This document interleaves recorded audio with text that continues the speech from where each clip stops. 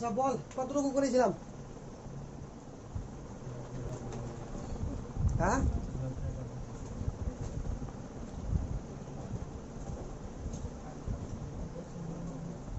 Cloth thread করেছিলাম last.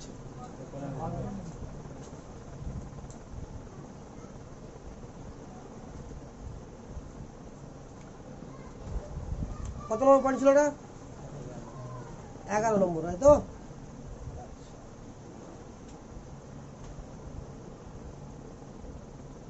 Cloth thread of Nobel gas, এটা বলেছিলাম।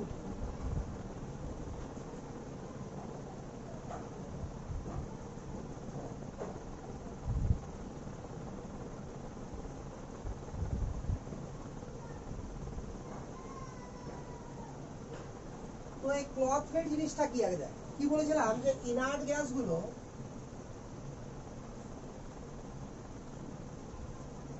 ফেনল অথবা ফেনল ডেরিভেটিভ নাকি?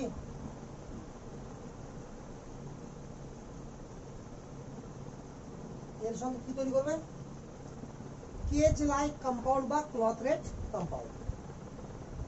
কেজ মানে কি রে, খাঁচা নাকি? কেজ লাইক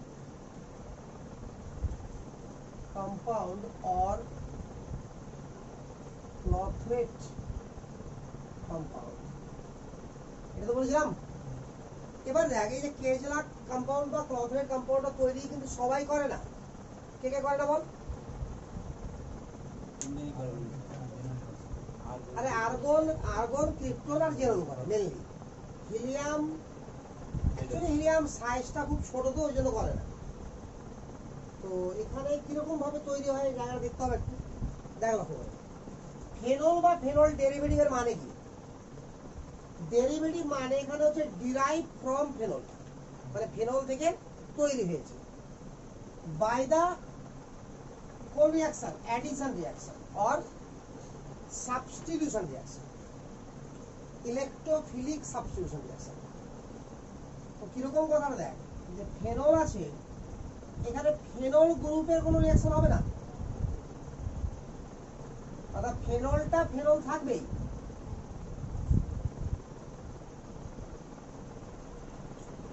এখানে কেউ ঢুকে গেল মিথাইল, ইথাইল, এখানে যা লাগবে তা দিব প্রয়োজন অনুযায়ী, সেখানে ঢুকবে। এগুলো সব কি আমার phenol derivative. This is phenol, this is phenol derivative. এক কথায় ফেনল থেকে তৈরি হলেই derive from phenol are called phenol derivative. Clear না? ক্লিয়ার না? আমি লিস্ট করে বলেছিলাম যে helium, neon, argon, krypton, xenon and radon. Radon তো কোনো রিঅ্যাকশনই করবে না, ওর কাহিনী শেষ, কারণ ওটা হচ্ছে কি তেজস্ক্রিয়। এইভাবে যখন উপর থেকে নিচে নামবো আমরা, তখন কি বলবো আমরা? সাইজ আবার কি হবে? লাগাতার ইনক্রিজ করবে। আর যদি সাইজ ইনক্রিজ করে তাহলে লিকুইড হওয়ার চান্সেস কি হবে? আমার বাড়বে। পোলারাইজেশন হওয়ার চান্স কি হবে? বাড়বে। ক্লিয়ার না? ক্লিয়ার না? তাহলে ইজি, ইজি এখানে কি লিখতে হয়? এস লিখলাম না? Easy of induced polarisation, is of induced polarisation.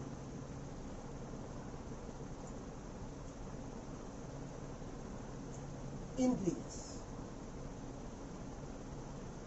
অর্থাৎ ইনডিউস পোলারাইজেশন আস্তে আস্তে কি হচ্ছে? আবার ইনক্রিজ হচ্ছে।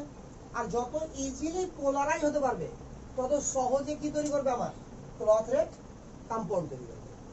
এই ক্লথ থ্রেড কম্পাউন্ডটা কিভাবে তৈরি হয় দেখ। যখন আমার নরমাল ভাবে ফেনল আছে, তো ফেনল পোলার না নন পোলার?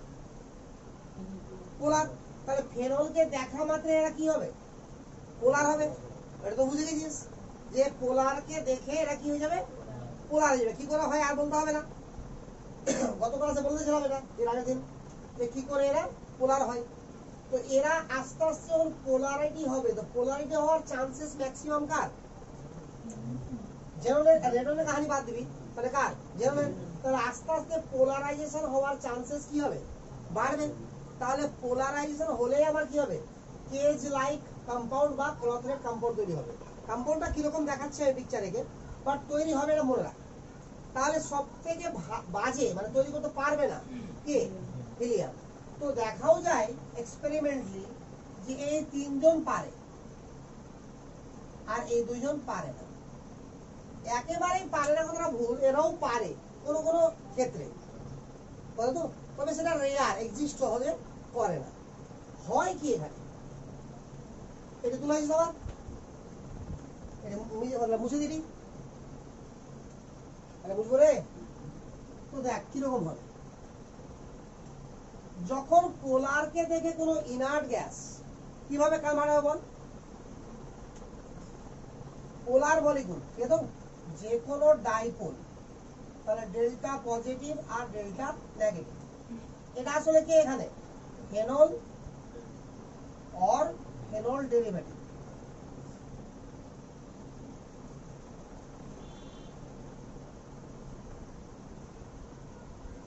ইনার্ট গ্যাস,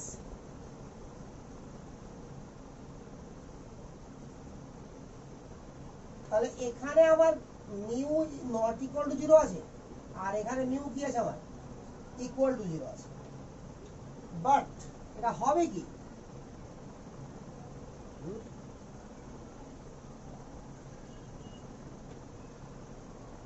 এটা যেমন ছিল তেমনই আছে, ডেল্টা পজিটিভ ডেল্টা নেগেটিভ। এটা ছিল কেমন,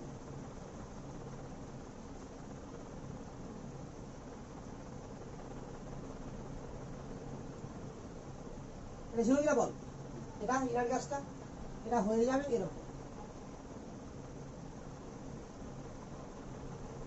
বল এবার অ্যাট্রাকশন হবে কিনা। এবার লক্ষ্য কর, এটা সাইজে যত ছোট হবে কি হবে, তাহলে এক দুটো মলিকুল আশেপাশে আসতেই কি হবে, ক্রাউডেড শুরু হয়ে যাবে না, বুঝতে পারলি না। ফর এক্সাম্পল দেখ, যদি আমি একটা পয়েন্টের কথা ভাবি, বা এরকম একটা ছোট্ট একটা জায়গা ধরলাম আর যেটা যুক্ত হচ্ছে সেটা এত বড় আছে, তাহলে কেজ লাইক কম্পাউন্ড তৈরি হওয়া মানে কি, অনেকগুলো অ্যাটম মানে অনেকগুলো যৌগ কি থাকবে আশেপাশে যুক্ত থাকতে হবে, তাহলে তো খাঁচার মতো কম্পাউন্ড তৈরি হবে। ক্লথরেট মানে খাঁচার মতো মানে কম্পাউন্ড, বা ঝাঁজ, ঝাঁজ বুঝিস, সাবানের ফেনা, তাই না। তো এগুলো হচ্ছে ক্লথরেট কম্পাউন্ড। তাহলে কি হয়, এখানে জোর লেগে থাকে না একে অপরের সঙ্গে, কিন্তু অ্যাকচুয়ালি কি আবার আলাদা করলে আলাদা হয়ে যাবে, মানে অ্যাট্রাকশনটা কোনো দুর্বল থাকে। ফেনার দেখিস না, ফেনাগুলো, ফেনা হচ্ছে ক্লথরেট কম্পাউন্ড, ঠিক আছে। তো তাহলে এখানে যত সাইজে ছোট হবে আশেপাশে নাম্বার অফ মলিকুল আসার চান্সেস কি হবে, কমে যাবে।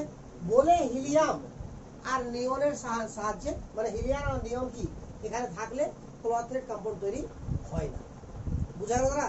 তাহলে ক্লথরেট কম্পাউন্ড তৈরি কি করে হবে, দেখ ধরে নেই আর্গন আছে, আর্গন তো পারবে না, পারবে না। ধরে নে আর্গন আছে, তো আর্গন আমার এরকম থাকবে, নন পোলার রূপে থাকবে না পোলার রূপে থাকবে, বল পোলার রূপে। তাহলে একা একা ছিল নন পোলার ছিল, যখন এদের সংস্পর্শে চলে এসছে আর থোড়ে নন পোলার আছে, কথা বুঝলি কিনা। বলে এটা কি হয়ে গেছে, আমার পোলার হয়ে গেছে, প্লাস মাইনাস হয়ে গেছে, যাই হোক ক্লিয়ার না, ক্লিয়ার না। এবার কি হবে, তো পোলারাইজেশন যেহেতু হয়ে গেছে, তাহলে ডাইপোল গুলো কি করবে, এর আশেপাশে অ্যাটাক করবেই করবে না, বল করবে তো। তাহলে ডাইপোল গুলো বিভিন্ন দিক থেকে অ্যাটাক করবে, ক্লিয়ার না, ক্লিয়ার না।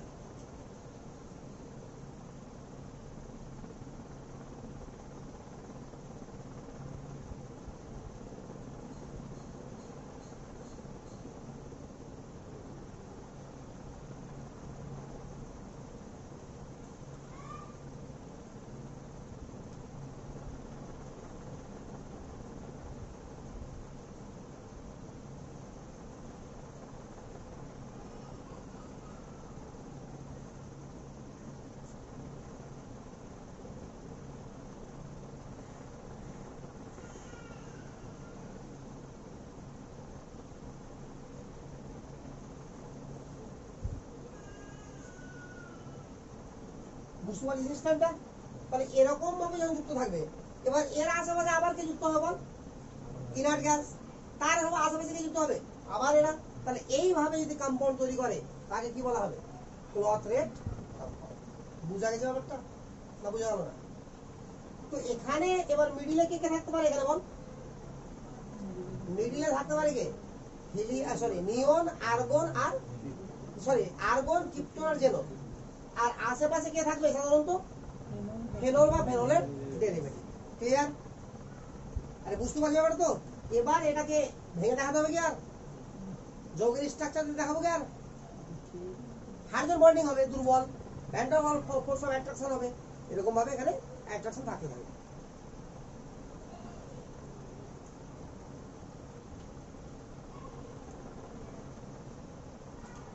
বুঝবো এটি?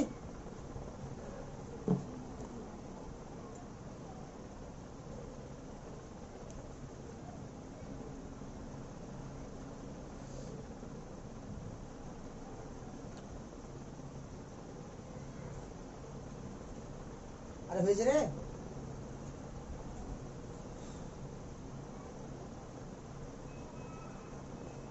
তাহলে সংখ্যাতে বেশি কে হবে বলতো, ইনার্ট গ্যাস বেশি নাকি আমার হ্যাঁ ফেনল বেশি? তাহলে এখানে ফেনল থাকবে কি আমার হোস্ট রূপে, আর ইনার্ট গ্যাস থাকবে গেস্ট রূপে। কথা পাশে লিখে দাও, ফেনল এখানে থাকবে, ফেনল বা ফেনলের ডেরিভেটিভ কি হবে আমার হোস্ট, আর ইনার্ট গ্যাসগুলো হবে guest.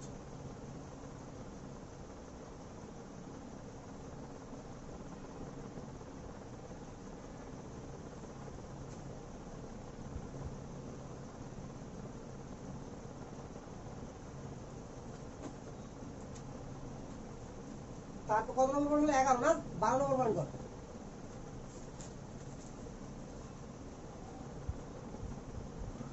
Interstitial compound.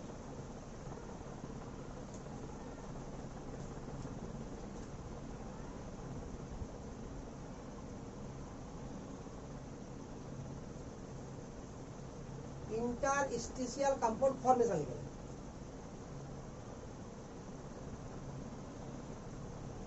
Interstitial compound formation. আচ্ছা বল ইন্টারস্টিশিয়াল কম্পাউন্ড কাকে বলা হয় বল? ইন্টারস্টিশিয়াল কম্পাউন্ড হচ্ছে এরকম জিনিস যে আগে থেকে কম্পাউন্ড আছে অনেকগুলো, একটা কম্পাউন্ড অনেকগুলো কম্পাউন্ড একসঙ্গে যুক্ত হয়ে ল্যাটিস আকারে আছে বা সলিড আকারে আছে, বুঝলেন তো? এবার ওর মাঝখানে গ্যাপ আছে, ফাঁকা জায়গা আছে, ওই ফাঁকা জায়গাতে কেউ ঢুকে গিয়ে থেকে গেল কম্পাউন্ড হয়ে।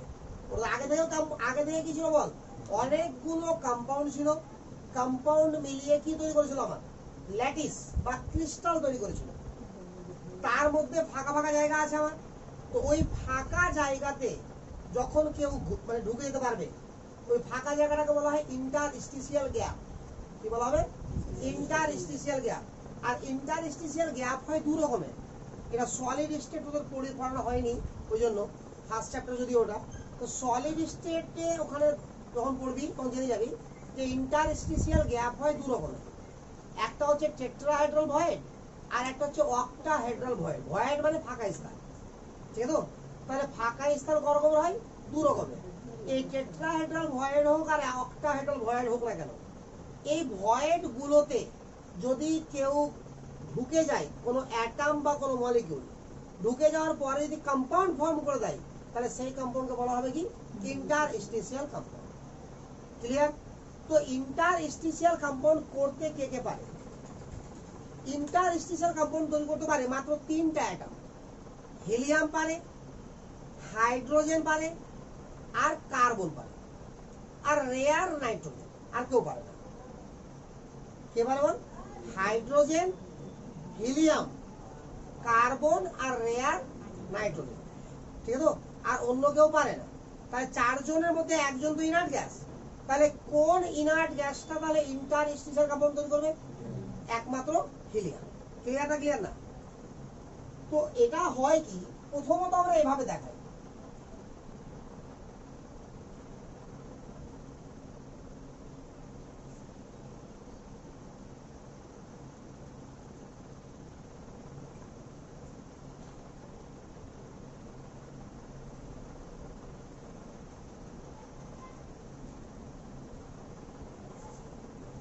এই দাগগুলো হচ্ছে অ্যাট্রাকশন ফোর্স, বাস আর কিছু না।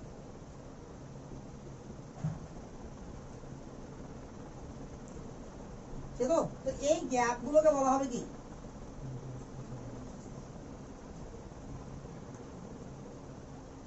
Interstitial gap.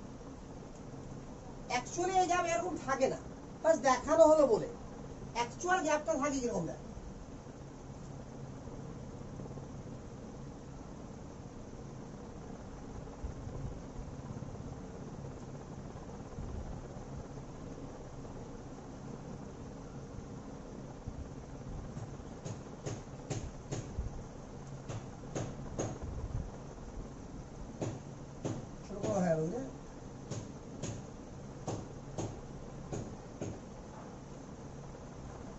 দেখ তিনটা মানে আমরা ধরে নেব প্রত্যেক অ্যাটম হোক আর মলিকুল হোক, ওকে কি ধরে নেবো? গোলাকার, স্ফেরিক্যাল।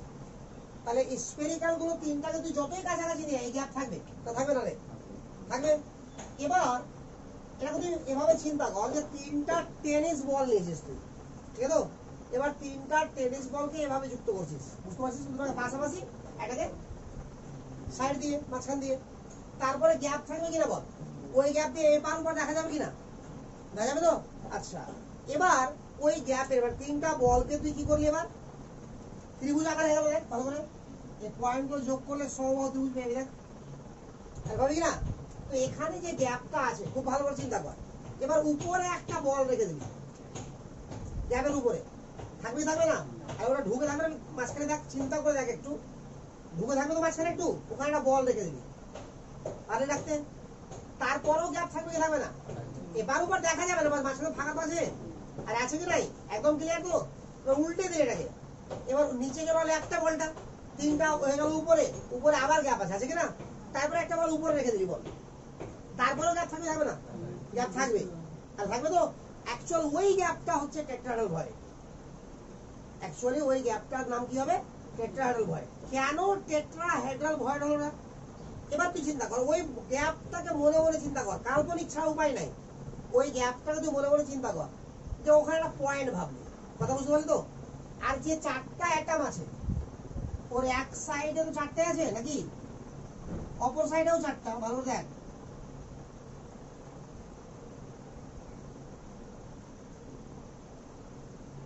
এটা একটা, এটা উপরে রাখা যায় গ্যাপের, যেমন পিছন দিকেও রাখা যায় একটা। তো পিছন দিকটা আবার তুই ছেড়ে দে বা ধরতেও পারিস, কোনো যায় আসে না।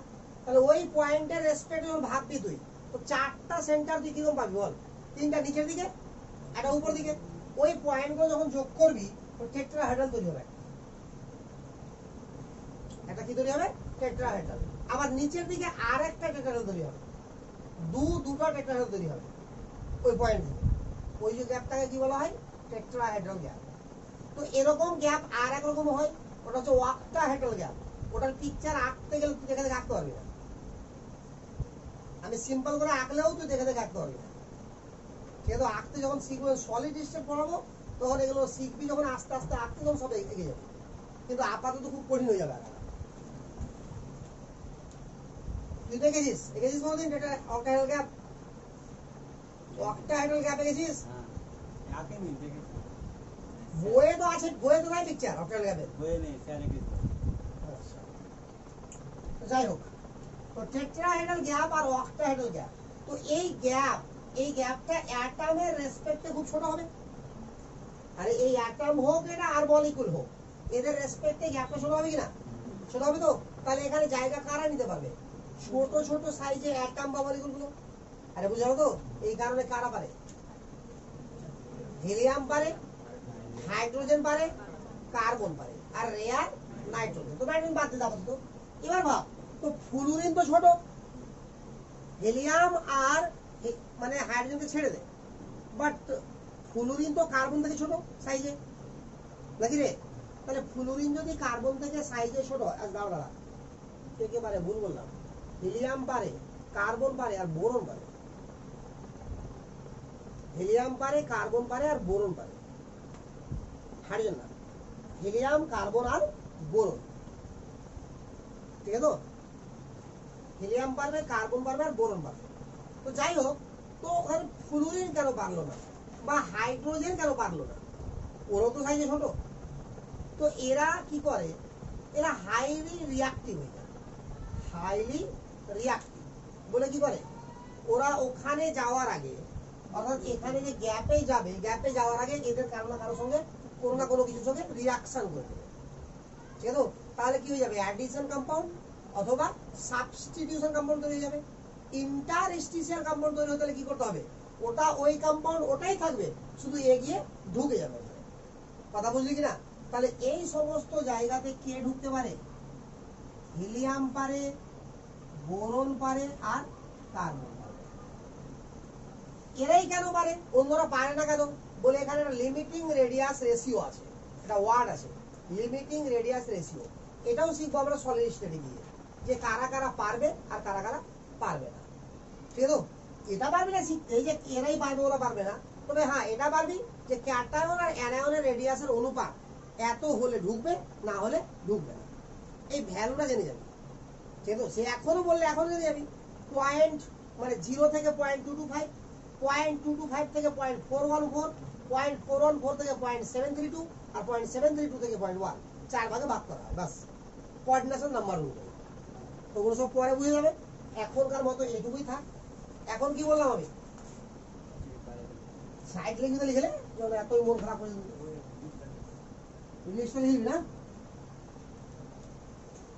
Radius of cation by radius of anion এর ভ্যালু হবে 0 থেকে বড় 0.225 থেকে বেশি, 0.225 থেকে বড় 0.414 থেকে বেশি, 0.414 থেকে বড় 0.732, আর 0.732 থেকে বড় 1। ঠিক তো? এবার কোশ্চেন হবে এটা, যে যেটা ল্যাটিস আছে আগে থেকে তৈরি, এটা ক্রিস্টাল কিনা একটা, আর ক্রিস্টাল তো এটা, তো যে ল্যাটিসে ঢুকবে, তো সেই ল্যাটিসটা কি কিছু ক্যাটায়ন দিয়ে তৈরি, কিছু অ্যানায়ন দিয়ে তৈরি, নাকি রে? তো সেই ক্যাটায়ন এবং অ্যানায়নের যা অনুপাত আছে সেটা ডিপেন্ড করবে কোঅর্ডিনেশন নাম্বার অনুযায়ী। কথা বুঝলি তো? তাহলে আমরা যদি ল্যাটিসের সংকেত জানি, তো যেহেতু কোঅর্ডিনেশন পড়ে নিয়েছিস তোরা, তাহলে কোঅর্ডিনেশন নাম্বার ওখান থেকে বের করতে পারবি, সংকেত থেকে বের করতে পারবো। তো ল্যাটিসের সংকেত থেকে আমরা কোঅর্ডিনেশন নাম্বার বের করবো। এবার এর সঙ্গে আমরা মুখস্থ করবো যে এই অনুপাত যদি হয় আর কোঅর্ডিনেশন নাম্বার যদি এত হয় তাহলে এরা ঢুকবে, এই অনুপাত যদি হয় কোঅর্ডিনেশন নাম্বার যদি এত হয় তো এরা ঢুকবে। কথা বুঝলো তো? তো আপাতত এটা মনে রাখবি, রাখ না মনে রাখবি না, পরে তো শিখবি। তাহলে ইন্টারস্টিশিয়াল কম্পাউন্ড কে তৈরি করতে পারবে? একমাত্র হিলিয়াম। আরে আমি তো ইনার্ট গ্যাস পড়ছি না, বাইরের কাহিনী বাদ আমার জন্য। তাহলে একমাত্র ইন্টারস্টিশিয়াল কম্পাউন্ড কে তৈরি করবে? হিলিয়াম। ক্লিয়ার এতটুকু? তাহলে এখান থেকেই আমার general property of inert gas শেষ। ঠিক আছে? এবার আমরা জানবো যে ইনার্ট গ্যাসগুলো কম্পাউন্ড কেন তৈরি করে, কিভাবে প্রথম ধারণা হলো যে ইনার্ট গ্যাসগুলো কম্পাউন্ড করবে। তার আগে পর্যন্ত তো ওরা ইনার্টই ছিল। ইনার্ট মানে কি, ও কোনো কম্পাউন্ড তৈরি করতে পারবে না। ক্লিয়ার? আচ্ছা পয়েন্ট করবা। Discovery of inert gas compound.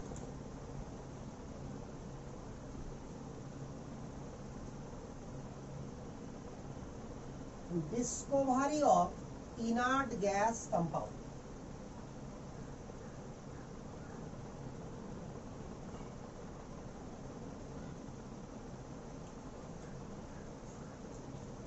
তো প্রথম ইনার্ট গ্যাস কম্পাউন্ড, প্রথম কেন, এখন পর্যন্ত লাস্ট ওটাই জেনন, জেননই করেছিল, এখন পর্যন্ত জেননই করে যাচ্ছে। তবে এখন কয়েকটা আর্গনেরও কম্পাউন্ড পাওয়া যায়, আর কয়েকটা আমার মানে আর্গনের পাওয়া যায় কয়েকটা, ক্রিপ্টনের কম্পাউন্ড এখনো পাওয়া যায়নি, অস্থায়ী কম্পাউন্ড পাওয়া গেছে, স্থায়ী কম্পাউন্ড পাওয়া যায়নি। জেননের কম্পাউন্ড সংখ্যা দিনের পর দিন বেড়েই যাচ্ছে। এমন দেখা যাচ্ছে অনেক সক্রিয় এলিমেন্ট থেকে, অনেক সক্রিয় এলিমেন্ট আছে যাদের কম্পাউন্ড সংখ্যা তুলনামূলকভাবে জেনন থেকে কমে গেছে, জেননের কম্পাউন্ড এত বেশি হয়ে গেছে বর্তমানে। ঠিক আছে? তবে সব সক্রিয় কম্পাউন্ড থেকে বেশি কি হয়, আর কার্বনের সঙ্গে তুলনা করতে শুরু করেছে, যে কার্বনের হাইড্রোজেন দিয়ে যা কম্পাউন্ড আছে তার সঙ্গে যদি জেনন কেন, দুনিয়ার কাউকে তুলনা করতে পারবি না, এত বেশি কম্পাউন্ড আছে ওদের। ঠিক আছে কিনা? তো এই হচ্ছে কন্ডিশনটা। বাট কম্পাউন্ড এরাও করছে ইনার্ট গ্যাস হয়েও, এটাই কঠিন ব্যাপার। তো প্রথম ইনার্ট গ্যাস কম্পাউন্ডের ধারণা দিয়েছিল scientist Neil Breth, NELLS, Niels Breth, BERTH, Bartlett বলে, ব্রেথলেট LED, নিলস ব্রেথলেট। ও কিভাবে ওর ধারণা বলবে? নীল ব্রেথলেট একটা কম্পাউন্ড নিয়ে কাজ করছিল। কম্পাউন্ডটা কার দেখ, অক্সিজেন প্লাস প্লাটিনাম হেক্সাফ্লুরাইড। খুব ভালো করে দেখা, ও এটার সঙ্গে রিয়াকশন ঘটাচ্ছিল অক্সিজেন গ্যাসের সঙ্গে, কার? প্লাটিনাম হেক্সাফ্লুরাইড। এবং ও দেখেছিল অক্সিজেনিল প্লাটিনাম হেক্সাফ্লুরাইড কম্পাউন্ড তৈরি করতে পেরেছিল। কিভাবে? O2 এখানে প্লাস হিসাবে এসেছিল, আর PTCF6 মাইনাস হিসাবে। তারপরে এই দুজনের মধ্যে কি বল হলো? Electrostatics force of attraction. Electrostatics force of attraction মানে আয়নিক বন্ড এখানে না? আরে আয়নিক বন্ড কি না? তো এই কম্পাউন্ডটার নাম লিখ, অক্সিজেনিল, OXYGENYL, অক্সিজেনিল প্লাটিনাম হেক্সাফ্লুরাইড। পাঁচ দিন পরে অক্সিজেনিল প্লাটিনাম হেক্সাফ্লুরাইড। এবার এই যৌগকে নিয়ে যখন কাজ করেছিল, কিভাবে কাজ করেছে? এই যৌগ যদি এভাবে যদি এরা যুক্ত হয়ে এই যৌগ করে, তো নিঃসন্দেহে এরকম হতেই হবে। ভালো করে দেখতো, অক্সিজেন তাহলে O2 প্লাস হয়েছে আর একটা ইলেকট্রন বর্জন করেছে। তাহলে ইলেকট্রন বর্জন করাকে কি বলি আমরা? Ionization enthalpy. আরে বোঝা গেল না? তো আয়োনাইজেশন এনথালপির ভ্যালু দেখা যাচ্ছে delta H, ionization 1175 kilojoule per mole. এটা হিসাব করে দেখা গেছে, ঠিক আছে? তারপরে কি হলো?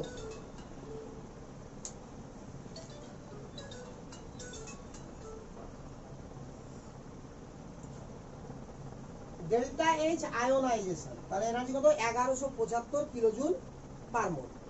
তারপরে কি হয়েছে বল? নিঃসন্দেহে এরকম কিছু হয়েছে,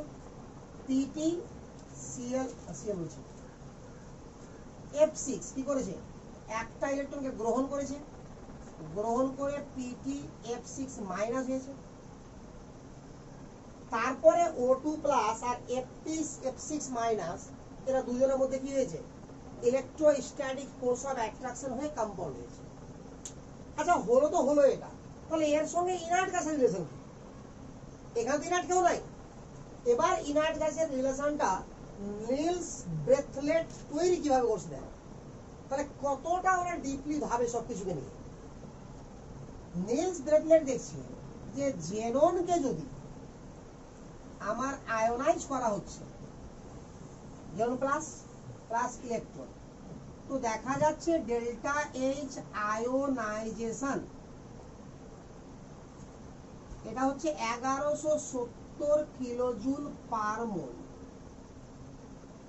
তাহলে এটা ভেরি হাই। হ্যাঁ ভেরি হাই, তো এটা তো আরো হাই। 1175 কিলোজুল পার মোল এনার্জি দিয়ে এখান থেকে ইলেকট্রন বের করার পরে যদি এই উৎপন্ন কম্পাউন্ডটা এক্সিস্ট করতে পারে, তাহলে জেনন 1170 কিলোজুল পার মোল লাগছে ওর একটা ইলেকট্রন বের করতে। তাহলে জেনন তো O2 এর মতো আচরণ করতেই পারে। আরে বোঝা গেল কিনা? তাহলে এর থেকে তো ইজি ইলেকট্রন বের করা এখানে নাকি? তো প্রথমে তো বলা কি হয় যে আমার যারা ইনার্ট গ্যাস তাদের ionization energy very very high, এরা সহজে আয়োনাইজ হতে পারে না বলে এদের রিঅ্যাকশন করার চান্স কি খুবই কম। আরে বোঝা গেল তো? এই কারণে এরা কি হয়ে যায়? ইনার্ট হয়ে যায়। তো দেখা যাচ্ছে যে এই যৌগটার অস্তিত্ব আছে, এটাও ভালো করে জানতো, কারণ এই যৌগ নিয়েও কাজ করেছে, ঠিক আছে? তো তখন ওর মাথার ধারণা আসলো যে জেনন যখন আয়নাইজ হচ্ছে তো সেখান থেকে যে পরিমাণ এনার্জিটা বেরোচ্ছে সেটা তো এর থেকে কিছুটা হলেও কম। তাহলে এ যদি কম্পাউন্ড করতে পারে এ কেন করতে পারবে না? তখন ও সঙ্গে সঙ্গে কি করলো, এর সঙ্গে তারা কাকে যুক্ত করবে? একে। ঠিক আছে, তো তখন ও কি করলো, জেনন এর সঙ্গে প্লাটিনাম হেক্সাফ্লুরাইডের রিয়াকশন ঘটালো। আরে বুঝা গেল তো? তো রিয়াকশন ঘটিয়ে এবার দেখছে যে হ্যাঁ জেনন প্লাস আর platinum hexafluoride minus electrostatic force of attraction স্থায়ী একটা কম্পাউন্ড তৈরি করে ফেলবে। ঠিক আছে, এবং এর কালার হচ্ছে অরেঞ্জ কালার, অরেঞ্জ কালারের সলিড। তাহলে আয়নিক বন্ড থাকলে কি হবে, সেটা সলিড হবে। তাহলে এটার কালার কি বল, অরেঞ্জ সলিড। নাম কি হবে বল, xenon platinum hexafluoride, xenon platinum hexafluoride. তাহলে এইভাবে কি হলো, জেননের কম্পাউন্ড আবিষ্কার করেই ফেললো। তাহলে প্রথম তৈরি হলো কে, তাহলে যদি বলা হয় ফার্স্ট ইনার্ট গ্যাস কম্পাউন্ডের নাম কি, জেনন প্লাটিনাম অক্সিফ্লুরাইড। আরে বুঝা গেল তো? তাহলে এটা হচ্ছে প্রথম আমার কি ইনার্ট গ্যাস কম্পাউন্ড। তো এবার একজন যখন হয়ে গেল তার মানে ইনার্ট গ্যাস নিজের কি করলো, ক্যারেক্টার শেষ করে দিল নাকি রে? ক্যারেক্টার তো লস হয়ে গেল না ওর। ওর ক্যারেক্টার কি ছিল, মানে কার সঙ্গে রিয়াকশন করবে না। আগে বলেছিলাম যে ইনার্ট গ্যাসগুলো ভগবানের মতো, বড় বড় দেবদেবীর মতো। কিরকম করে? কারণ এটা বলাই হয় স্বাভাবিক যে ওদের কোনো অংশীদার থাকে না, ওদের কেউ কিছু থাকে না, ইনার্ট গ্যাসেরও কেউ কিছু থাকে না বলে ওরা ওদের মতোই ছিল। কিন্তু এখন দেখা যাচ্ছে না, এরা সবই করছে সংসার থেকে শুরু করে। ঠিক আছে কিনা? তাহলে এরা আর হতে পারে না ভালো মানুষ। তখন এবার শুরু হলো খোঁজ যে এবার এটা একটাই কম্পাউন্ড তৈরি হবে না আরো হবে। একটা যখন পাওয়া গেছে তাহলে তো কম্পাউন্ড আরো হবেই হবে, এটা গ্যারান্টি আছে। তখন শুরু হলো কাকে নিয়ে পরীক্ষা লেখা করা, এবার জেননকে নিয়েই শুরু করলো প্রথম। বুঝা গেছে এবার? তাহলে এবার শুরু হবে কম্পাউন্ডস অফ জেনন। পয়েন্ট কর, compounds of xenon.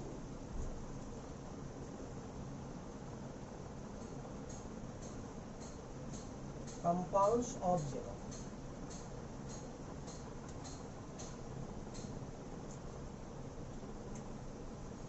জেননের electronic configuration কি হবে, 5d 5s2 5p6।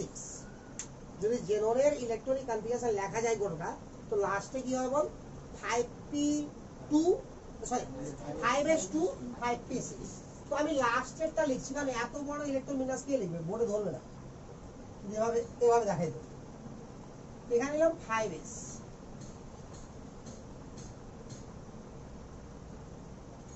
5p,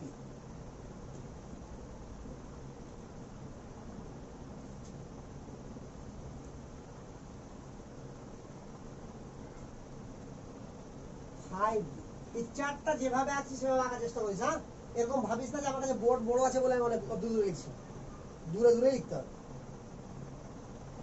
ঠিক আছে? অ্যাকচুয়াল কি হয় দেখ, আমরা তো এস আর পি কে নিয়ে ভাবি না কখনো, বাট এস আর পিও সবসময় হাইব্রিডেশন করতে পারে না। অর্থাৎ আমরা ধরে নিই কি এস এবং পি এর এনার্জি যা লেভেলটা সেটা কাছাকাছি, কম্পেয়ারেবল এনার্জি লেভেল, অর্থাৎ এরা সবসময় হাইব্রিডেশনে অংশগ্রহণ করেই যায়। বাট এটাও ঠিক না। এর জন্য একটা রুলস দিয়েছিল বহু যুগ আগে, ড্রাগোস বলে একজন সায়েন্টিস্টের নামই ড্রাগন ভাবিস না, ড্রাগোস।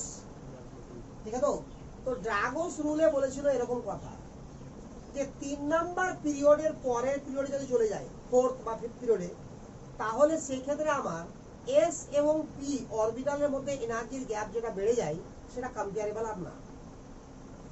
তাহলে ওটাকে কম্পেয়ারেবল যদি না হয় তাহলে ওটা সরাসরি হাইব্রিডাইজেশনে পার্টিসিপেট করবে না। কথা বুঝতে পারছিস তো? সরাসরি ওরা হাইব্রিডেশনে পার্টিসিপেট করবে না। এই জিনিসটাও আমি কেমিক্যাল বন্ডিং এ উল্লেখ করেছি। তো সরাসরি হাইব্রিডেশনে পার্টিসিপেট করবে না। তো যদি পার্টিসিপেট না করে তো আমাকে তো যৌগ গঠন করতে গেলে হাইব্রিডেশন করতেই হবে, যৌগ গঠন করতে গেলে হাইব্রিডেশন করতেই হবে। তাহলে হয় যৌগই গঠন হবে না, আর না হলে হাইব্রিডেশন হবে না। যদি হাইব্রিডেশন না হয় মানে যৌগকরণ হবে না, আর যদি যৌগকরণ হয় তাহলে গ্যারান্টি কি হতে হবে, হাইব্রিডাইজেশন হবে। তো 3 নম্বরের পরের পিরিয়ডের অনেক এলিমেন্ট আছে যারা যৌগকরণ করে, আরে করে কি করে না, আরে 3 নম্বর পিরিয়ড মানে কারা গেল, ফার্স্ট ট্রানজিশন সিরিজ পর্যন্ত গেল, আর্গন পর্যন্ত, তারপরে সবই তো 4 নম্বর 5 নম্বর পিরিয়ড আছে, আছে কি না? তাহলে এরকম অনেক আছে কম্পাউন্ড যারা 4 5 6 সবাই করে কম্পাউন্ড, এবং একটা দুটো না হাজার হাজার কম্পাউন্ড আছে। তার মানে কি 3p এর পরে অর্থাৎ 4s 4p 5s 5p 6s 6p এরা তো আমরা হাইব্রিডাইজেশনে পার্টিসিপেট করছে। তো হাইব্রিডাইজেশনে পার্টিসিপেট করতে হয় এদেরকে, তো ড্রাগন একটা রুল বলেছিল যারা সারাউন্ডেড অ্যাটম থাকবে, অর্থাৎ সেন্ট্রাল অ্যাটমের কাহিনী বলা হচ্ছে এটা, যে সেন্ট্রাল অ্যাটমের 4s 4p বা 5s 5p বা 6s 6p এদের মধ্যে কি ঘটাবো, হাইব্রিডেশন ঘটাবো।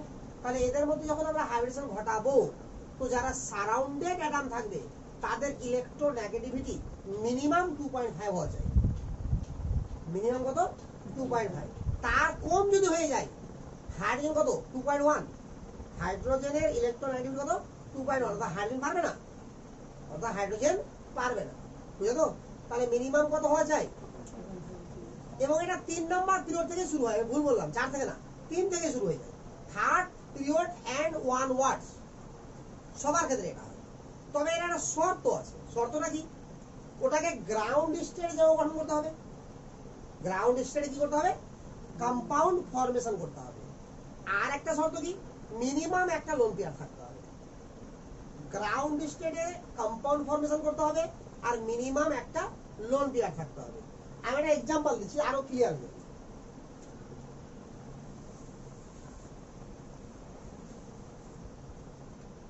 একটা সিরিজ লিখে দিলাম গোটা নাইট্রোজেন সিরিজ, এবার হাইড্রোজেন লাগিয়ে দিলাম সবটাকে, তো সবটা কি হয়ে গেল বল, হাইড্রাইড।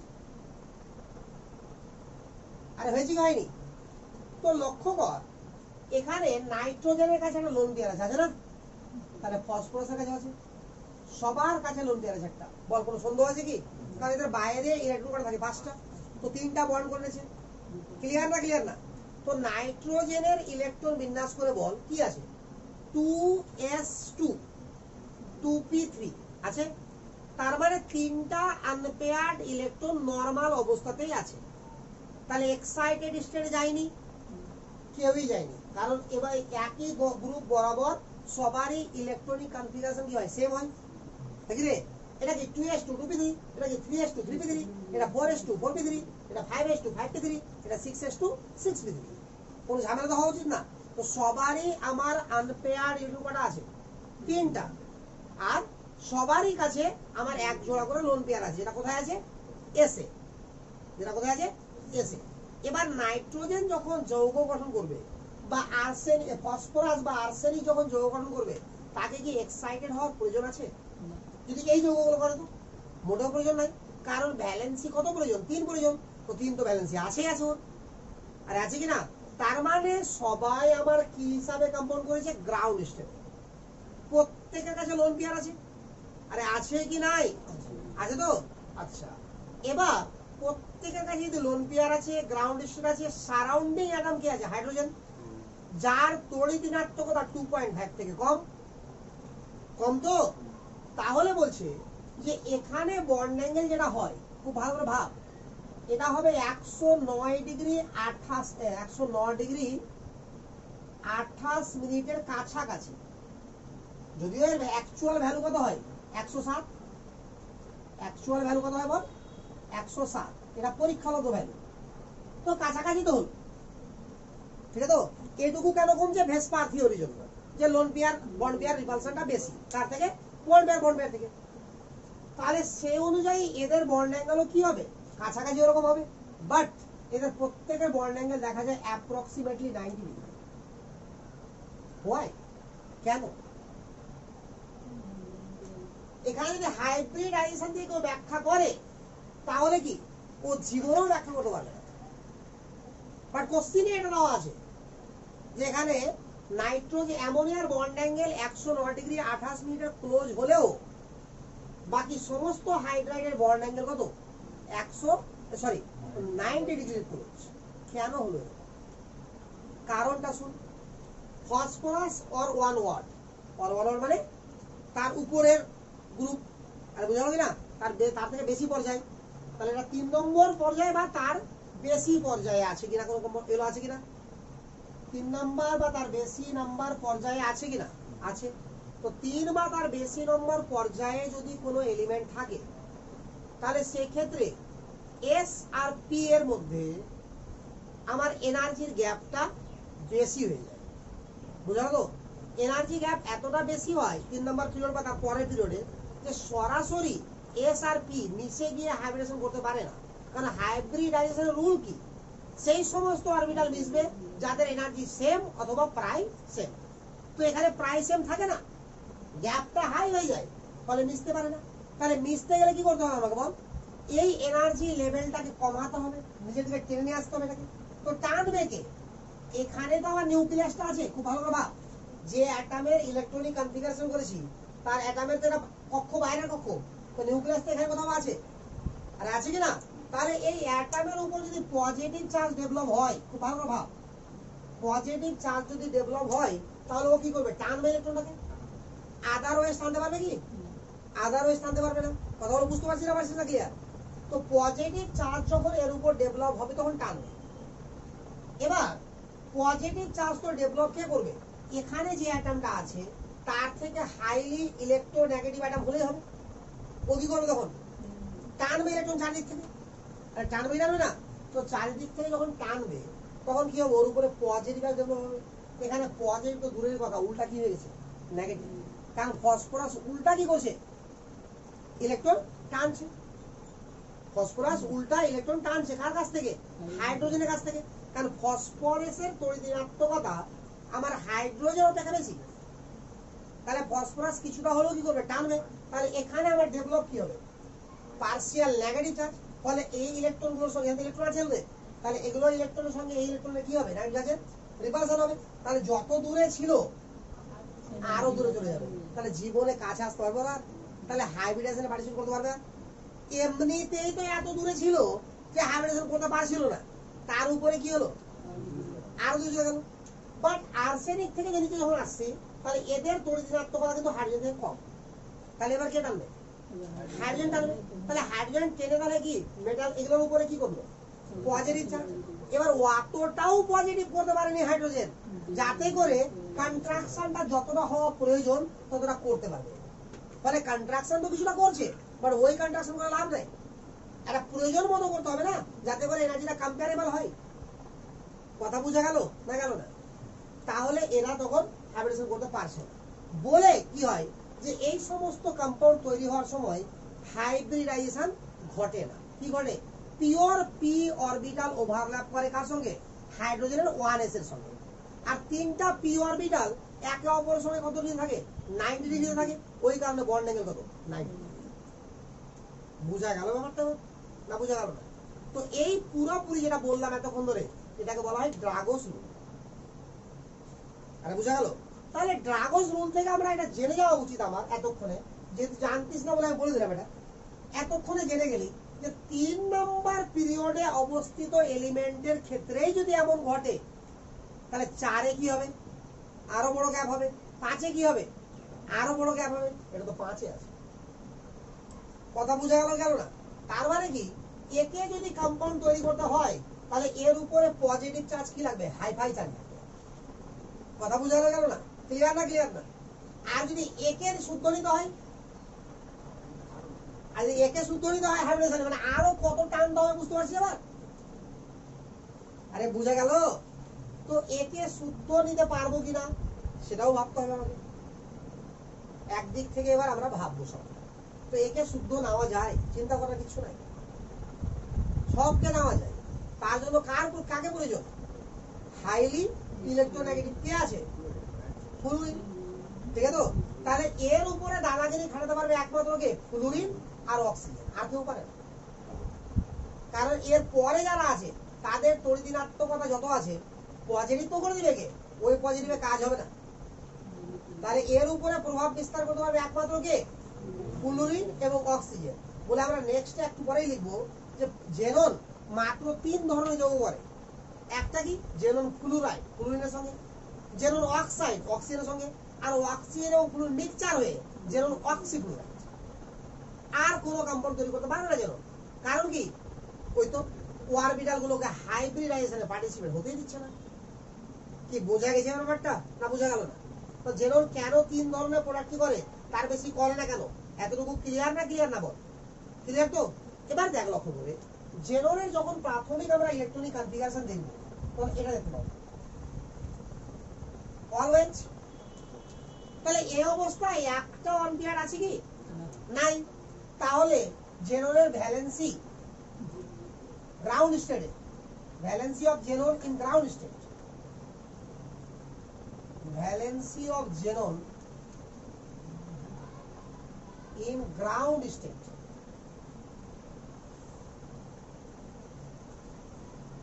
কত রে? 0।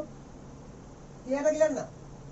এবার valency of xenon in excited state, মানে উত্তেজিত অবস্থায়। বুঝা গেল? প্রথম উত্তেজিত অবস্থা হলো এখান থেকে একটা গেল এখানে, বল আনপেয়ার্ড ইনটু কটা? দুটা। তাহলে ফার্স্ট এক্সাইটেড স্টেটে ভ্যালেন্সি কত? 2।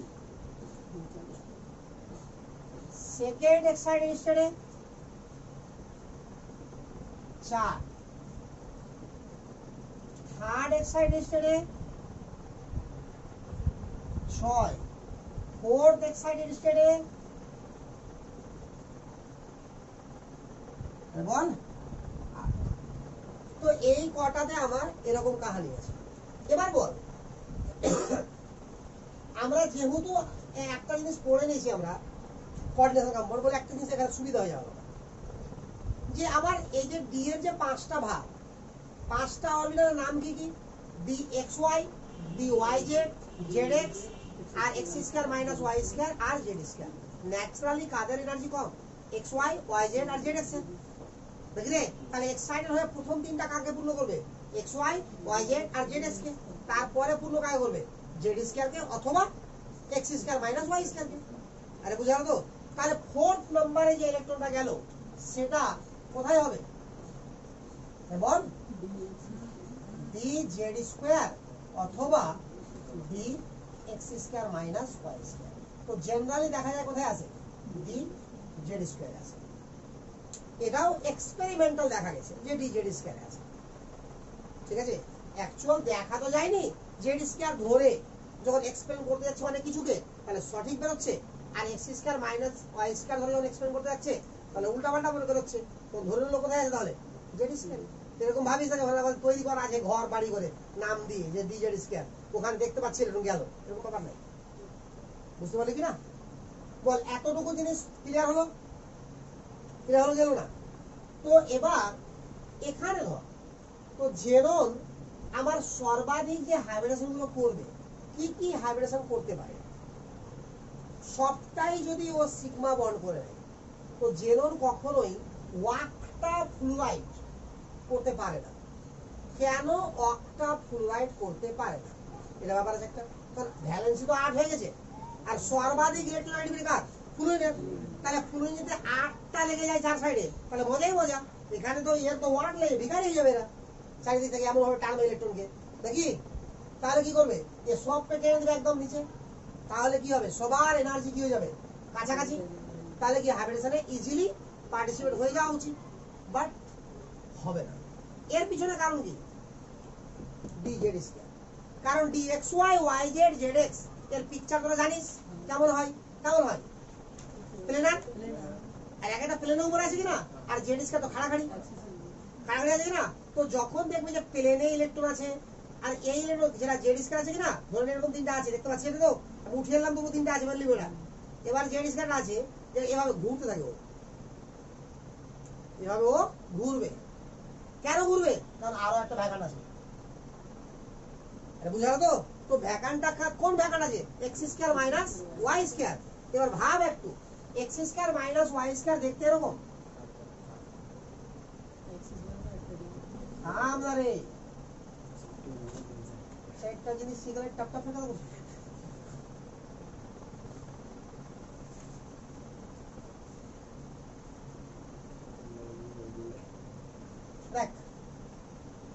এক্স অ্যাক্সিস, এটা ওয়াই অ্যাক্সিস, এটা জেড অ্যাক্সিস। তো ইলেকট্রনটা আছে কোথায়? জেডে। তাহলে এর কাছে লোন কি, এর কাছে কি ভ্যাকান্ট? মানে এখানে ইলেকট্রন আছে, ভ্যাকান্ট, লোন ভ্যাকান্ট না, ইলেকট্রন আছে ভ্যাকান্ট। তাহলে এই লোন, এই ইলেকট্রনটা কি করবে? ভ্যাকান্ট দিয়ে সরে যাবে, এদিক থেকে এদিকে, এদিক থেকে এদিকে, এদিক থেকে এদিকে, এদিকে এদিকে বারবার বারবার ঘুরবে। তাহলে উপরে একটা ইলেকট্রনের ক্লাউড তৈরি করে দেবে আর নিচে একটা ইলেকট্রনের ক্লাউড তৈরি করে দেবে। তো পার্মানেন্ট কারোর সঙ্গে বন্ড করতে পারবে ও? কারণ পার্মানেন্ট বন্ড করলে কি করতে হবে? পেয়ারিং করতে হবে ওকে। তো পার্মানেন্ট বন্ড করতে কে পারবে না? এটা। তাহলে এরা যদি পার্মানেন্ট বন্ড করতে না পারে, এটা ঘটবেই না। আর এটা যদি না ঘটে, এটা কোথায় চলে আসলো? এখানে। তাহলে ভ্যালেন্সি কত হলো? 6। ওই জন্য সর্বাধিক কি তৈরি করে? Xenon fluoride. বুঝা গেল তো না? সর্বাধিক জেনন হেক্সা ফ্লুরাইড। ক্লিয়ার? তো এবার আস্তে আস্তে আমরা দেখবো যে কি কি, মানে কারা কারা তৈরি করতে পারে, কোন কোন কম্পাউন্ড তৈরি হয়, তারা কিভাবে তৈরি হয় এবং তাদের প্রপার্টি কেমন হয়। ঠিক আছে? তো এটাই হচ্ছে আমার এই চ্যাপ্টারের মেন জিনিস। জেনারেল জিনিসগুলো তো পড়ালাম, সেই হলো ওটি এমনি মনে রাখতে হয়, মুখস্থ রাখতে হবে। ওটিকে যেটি পড়ালাম কিনা এর আগে পর্যন্ত, এর আগের ক্লাস এবং আজকে শুরুতে, এটি মুখস্থ রাখতে হয়, যেটি হয় বাস। আর এটিকে জানতে হয়। আমি ওটিকেও জানিয়েছি আর এটিকেও জানাচ্ছি বলে বড় হয়ে গেল সিলেবাস চ্যাপ্টারটা। তো বল, এতটুকু জিনিস ক্লিয়ার? এবার ক্লিয়ার না? ক্লিয়ার না? তার মানে এতটুকু তো কনফিউশন দূর হয়ে গেছে যে জেনন তাহলে কম্পাউন্ড তৈরি করবে তাদের সঙ্গে যারা হাইলি ইলেকট্রোনেগেটিভ, অর্থাৎ যাদের ক্ষমতা আছে কি ডি অরবিটালকে কন্ট্রাক্ট করে দিয়ে কোথায় নিয়ে আসা, মানে কম্পেয়ারেবল এনার্জিতে পরিণত করা। বুঝা গেল না? তো এই ক্ষমতা আছে কার? একমাত্র এক্সপেরিমেন্টালি দেখা গেছে যে ফ্লুরিন আর অক্সিজেন, আর কারো নাই। বুঝা গেছে তো? তাহলে জেনন কম্পাউন্ড, না কম্পাউন্ড অফ জেনন, ও তো পয়েন্ট তো করে দিয়েছি না আগেই, কম্পাউন্ড অফ জেনন করেছি না? আচ্ছা, তো like xenon R form only 3 type of compound. Xenon are formed only 3 type of compound.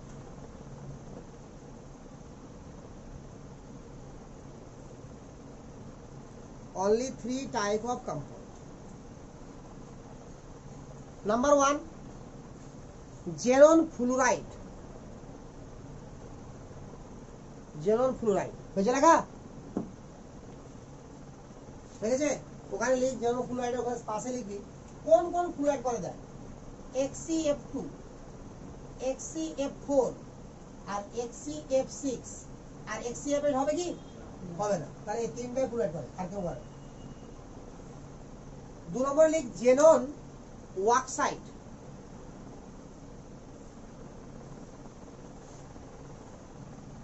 Xenon oxide. আবার জেনন অক্সাইড এক্ষেত্রে XCO হওয়া উচিত ছিল, কারণ দুই তো ভ্যালেন্সি হচ্ছে, ওটা হয় না। XCO2 হয়, XCO3 হয়, XCO4 হয়। ঠিক না? XCO4 ঝামেলা করে, বাট হয়। লিখতে আগে পরে দেখবো সব। XCO2 লিখতে পারছিস নাকি রে? XCO2, XCO3, XCO4। এবার যে 3 নম্বর জেনন অক্সিফ্লুরাইড। জেনন অক্সিফ্লুরাইড। ঠিক আছে? এই যে এখান থেকে শুরু কর, একটা করে অক্সিজেন উঠাতে, এখান থেকে কি হবে বল? একটা অক্সিজেন উঠে দে, কি থাকলো বল? O3। একটা অক্সিজেন উঠিয়ে তোরা ঢুকে দে, এখানে একটা অক্সিজেন উঠা, তাহলে কি হবে? একটু 4 হবে কেন রে? 4 কেন হবে রে? আমি তো এখান থেকে করলাম, বুঝতে পারলে না?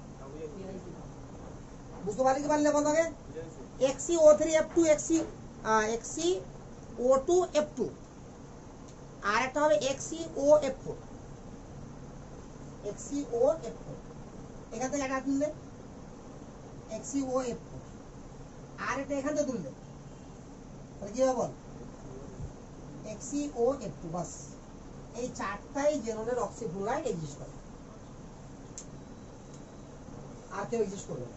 তাহলে আপাতত জেননের কম্পাউন্ড কয়টা? 10টা। 10টা রে? হ্যাঁ, তাহলে এই 10টা কম্পাউন্ড করেই হাঙ্গামা করে দিল যে ইনার্ট গ্যাসও কম্পাউন্ড করতে পারে। তাহলে এবার আমরা একদিক থেকে শিখবো জেননের ফ্লুরাইড কি করে তৈরি করতে হয়, জেননের অক্সাইড কি করে তৈরি করতে হয়, জেননের অক্সি ফ্লুরাইড কি করে তৈরি করতে হয়, এবং তাদের প্রপার্টি কেমন কেমন হয়। বুঝা গেল? তাহলে ফার্স্টে পয়েন্ট কর, preparation of xenon fluoride, preparation of xenon fluoride.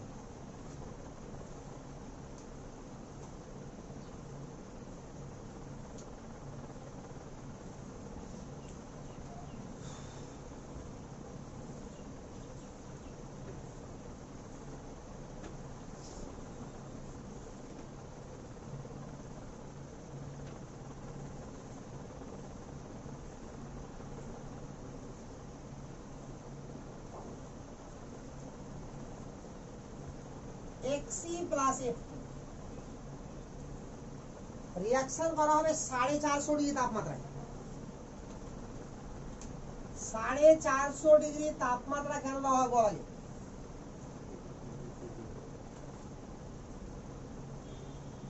আওয়াজ দে, 450 ডিগ্রি তাপমাত্রা কেন দেওয়া হবে? পিছন দিয়ে দেখতে বলিনি, আওয়াজ দিতে বলেছি। কি কেন হবে? একটু আগে বললাম যে জেননের আয়োনাইজেশন এনার্জি ভেরি হাই, কত? 1170 কিলোজুল পার মোল। অর্থাৎ ওই আয়োনাইজেশন এনার্জিতে না পৌঁছালে কম্পাউন্ড হবে কি?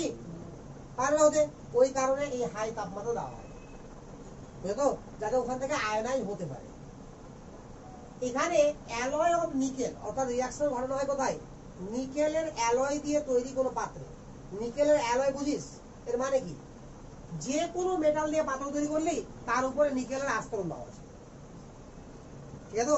কিন্তু যে কোনো মেটাল দিয়ে বলেছি, নর্মাল কাঠের উপরে নিকেলের আস্তরণ দিয়ে দিস না, যে কোনো মেটালের উপরে নিকেলের আস্তরণ দিলে তাকে কি বলা হবে? নিকেলের অ্যালয়। আর এই পাত্রটার নাম বলা হয় মোনেল, ঠিক আছে? ওই জন্য ব্র্যাকেট লিখেছি মোনেল, দেখ, ঠিক আছে?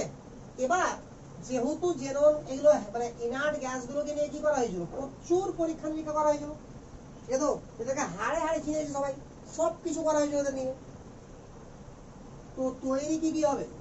জেনন ফ্লুরাইড, জেনে গেছে আগে কি কি তৈরি হয়।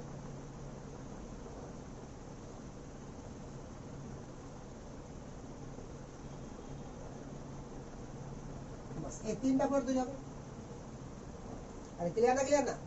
কোন অবস্থাতে রিঅ্যাকশন ঘটাতে হবে এটা আমাকে মুখস্থ রাখতে হবে।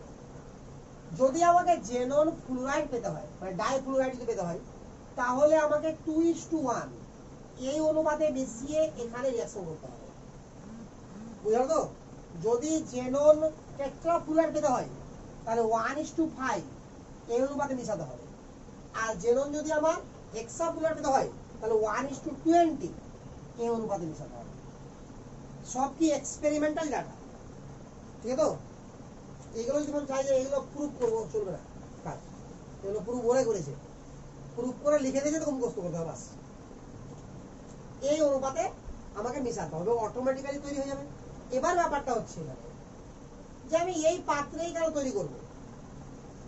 কারণ দরকার এমন যে রিঅ্যাকশন যেন এমন, হাই টেম্পারেচারে রিঅ্যাকশন করলে সব থেকে ভালো পাত্র হচ্ছে কাঁচ।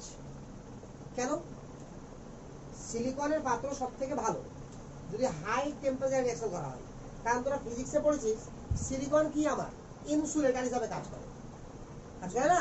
সিলিকন ইনসুলেটর এবং তাপের কি কুপরিবাহী, অর্থাৎ কি তবে তাপ সহজে বাইরে বেরোবে না। তো 450 ডিগ্রি তাপমাত্রা যদি আমাকে ভিতরে তৈরি করতে হয় সিস্টেমের ভিতরে, আর বাইরের তাপমাত্রা তো 25ই থাকবে না, বাইরের তাপমাত্রা বেড়ে যাবে না? হ্যাঁ, তাহলে কিন্তু কি বাইরে 25 জেনারেল তাপমাত্রা, নর্মাল টেম্পারেচার কত? 25। তাহলে কি হারে তাপ বিকিরণ হয় বুঝতে পারছিস তো? তাহলে ওই দ্রুত হারে তাপ বিকিরণ ঘটে। তো 450 কি 450 টিকিয়ে রাখার জন্য কি করতে হবে আমাকে? অলওয়েজ কোনো না কোনো ভাবে হিট সাপ্লাই করে যেতে হবে। তাহলে এতটা হিট সাপ্লাই করা সম্ভব না বাইরে থেকে, ভিতর থেকে ইন্টারনাল প্রসেসে আমাকে কি করতে হবে? হিট বাড়াতে হবে। কারণ যদি তুই মনে করিস যে আমি এখান থেকে 450 তাপমাত্রা করবো পাত্রতে নিচ থেকে আগুন জ্বালিয়ে, ঠিক আছে কিনা? হবে না, কখনো 450 হবে না, ঠিক আছে? তো তাহলে কি করতে হবে? আগুনের মধ্যে ওকে ঢুকাতে হবে, তাহলে একমাত্র হবে। কারণ আগুন যখন নীল শিখা যেটা আগুনে নীল শিখা, তার টেম্পারেচারটা 1100 ডিগ্রি। তাহলে নীল শিখাতে যদি গোটা থাকে তাহলে ওখানে পৌঁছাবে 450 তে, নাহলে পৌঁছাবে না, কারণ হলুদ শিখা টেম্পারেচারটা 400 থেকে কম। তোরা জানিস না এগুলো, প্র্যাকটিক্যাল করিস নি। সেই প্র্যাকটিক্যাল এগুলো স্যার বলে ভালো করে বুঝিয়ে বুঝিয়ে যে কোন শাখা, কোনটা নীল শিখা, কোনটা জারণ শিখা, কোনটা বিজারণ শিখা। তোকে ছবি দেখা করতে হবে বইয়ে, হ্যাঁ এটা নীল শিখা, ঠিক আছে। কালার টালার কিচ্ছু নাই, তো বলে দিল এটা নীল, তো দিবে নীল শিখা। তো যাই হোক, দেখ এই আবাসিক হয়ে এটা প্রবলেম হয়েছে, বাকি সব ঠিক আছে। প্র্যাকটিক্যাল ছেলেপেলে করেই না, ঠিক আছে। এবং সবাই আবার বলবে যে প্র্যাকটিক্যাল আমাদের করাই না, ঠিক আছে। সবাই বলবে করাই না, কিন্তু কেউই করে না। যখন করায়ও যে সমস্ত জায়গাতে, তাদের ক্ষেত্রেও বছরের শেষে জিজ্ঞাসা করা হয় তোরা কিছু জানে না। তো কেন জানে না? তারা মন দিয়ে শিখে না, এই যে ব্যাপারটা। আর প্র্যাকটিক্যাল করতে গেলে প্রথম কথা বিশাল ধৈর্য লাগবে। আর এক একটা প্র্যাকটিক্যাল, মানে বেশিরভাগ প্র্যাকটিক্যাল করতে আমার 2-3 ঘন্টা করে লেগেই যায় এক একটা প্র্যাকটিক্যাল। এখন 2-3 ঘন্টা ধৈর্য আমার মনে হয় না খুব স্টুডেন্টরা আছে, কম আছে না বলবো না, বাট রেয়ার, খুব কমেরই আছে। হাতে মোবাইল পেলে তো 5 মিনিট পর পর চ্যানেল চেঞ্জ হয়, তারপর ওটা ধৈর্যের পরীক্ষা, ওটাও একটা, ঠিক আছে কিনা। পড়তে বসলে কি হয়, আধা ঘন্টা পর পর বই চেঞ্জ হয়।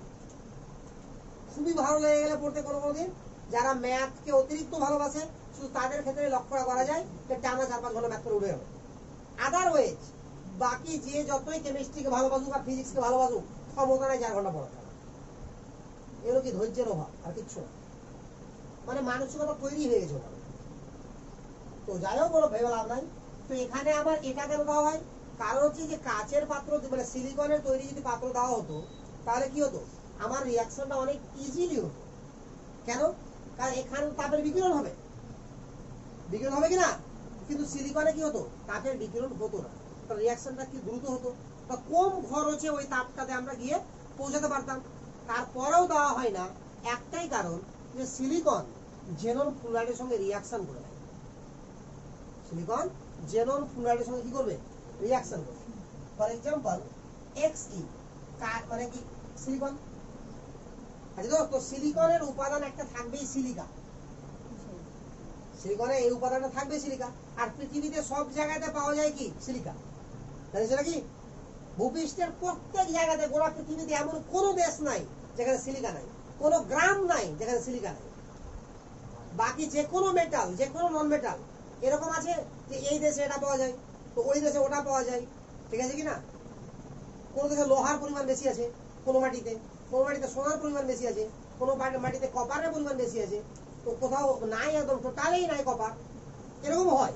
বাট সিলিকা পাহাড় থেকে নদী পর্যন্ত, ঠিক আছে, তো শুকনো থেকে জল পর্যন্ত যে কোনো জায়গাতে পৃথিবীর সিলিকা আছে। সব থেকে অ্যাভেলেবল কি আছে তাহলে, সিলিকা। তা বলে এটা ভাবিস না যে সিলিকার পরিমাণ সব থেকে বেশি, পাওয়া যায় সব জায়গায়, কিন্তু পরিমাণ যে খুবই বেশি তা না, কিন্তু পাওয়া সব জায়গায়। তো সিলিকন কি করবে, এর সঙ্গে ফ্লুরাইড, জেনন ফ্লুরাইডের সঙ্গে সিলিকনে যখন রিঅ্যাকশন করবো, তো আমার জেনন হয়ে যাবে, মানে সিলিকনের সঙ্গে রিঅ্যাকশন করলে সিলিকন টেট্রা ফ্লুরাইড করবে, আগে জেনন হয়ে যাবে বলছি, silicon tetra fluoride plus xenon plus O2, এটা উৎপন্ন হবে। তাহলে সিলিকন দিয়ে, সিলিকা দিয়ে তৈরি ছিল পাত্রটা, ছিল কিনা রে। তো পাত্রের মধ্যে থেকে সিলিকা বিক্রিয়া করে করে এরকম হয়ে গেল, তো পাত্রটা ঝাঁঝরা হয়ে যাবে না, জায়গা জায়গা ছিদ্র হবে না রে। তাহলে পাত্র তো পাত্রই থাকবে, তো পরীক্ষা কি করবে, এটা বুঝলাম তো। তাহলে এই কারণে কি হলো, ভুলে গেছি কিছু। ও ঠিকই তো, যাক তো ভালোই বুঝতে পারছি তোকে। তাহলে কি হলো এটা, তাহলে এরকম ভাবে তৈরি হয়ে যায়। এই কারণে এখানে কি করা হয় বল, সিলিকার মানে সিলিকন বা কাচের তৈরি পাত্রে আবার জেনন ফ্লুরাইড তৈরি করা হয় না। বুঝা গেল ব্যাপারটা, ক্লিয়ার না, ক্লিয়ার না। তাহলে এতটুকু তো কোনো সমস্যা আছে, তাহলে প্রিপারেশন খুবই ইজি। এবার কি প্রপার্টি, বলি প্রপার্টি অফ জেনন ফ্লুরাইড।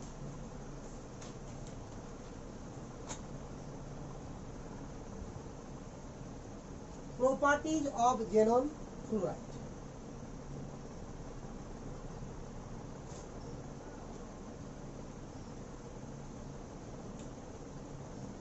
এক নম্বর লেখ oxidising agent. Properties of xenon fluoride.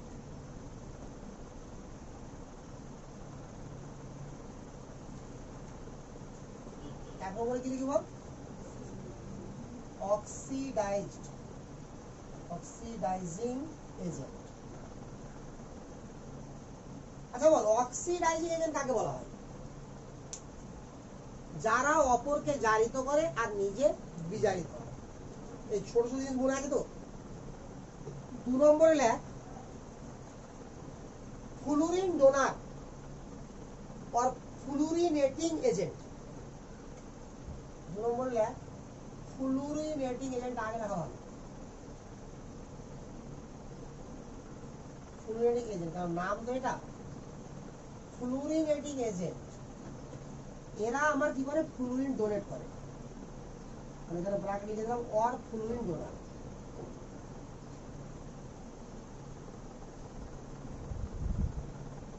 फ्लूरिन donor অর্থাৎ যখন জেনন ফ্লুরাইড গুলো নিজেদের ফ্লুরিনকে দান করে দিবে অন্য কোনো এলিমেন্টকে রিঅ্যাকশনের মাধ্যমে, তখন ওই জেনন ফ্লুরাইডটাকে কি বলবো আমরা?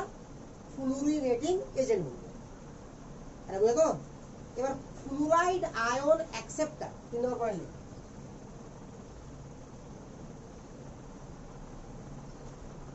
ফ্লুরাইড আয়ন অ্যাকসেপ্টার, যদিও লেখা থাকে ফ্লুরাইড আয়ন অ্যাকসেপ্টার, বাট এটা কাজ করে দুরকম ভাবে। অ্যাকসেপ্টারও হিসাবেও কাজ করে আর ডোনার হিসাবেও কাজ করে। বুঝলো তো? তাহলে ব্র্যাকেট লিখলে ডোনার और ডোনার।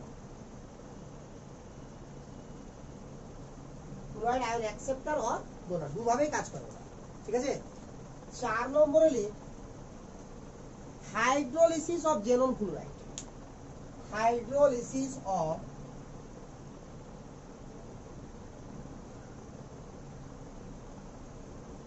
Xenon fluoride.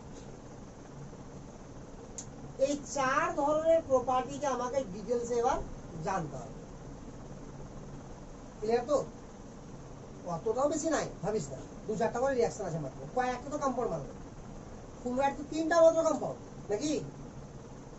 তাহলে অক্সিডাইজিং এজেন্ট হিসাবে যখন ব্যবহার হবে, তো জেনন ফ্লুরাইড কি হবে?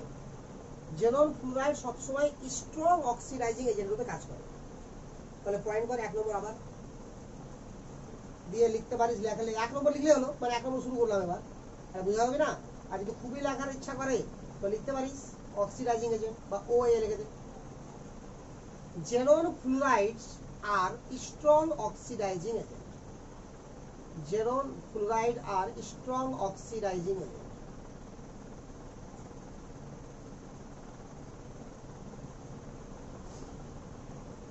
লেখা আছে?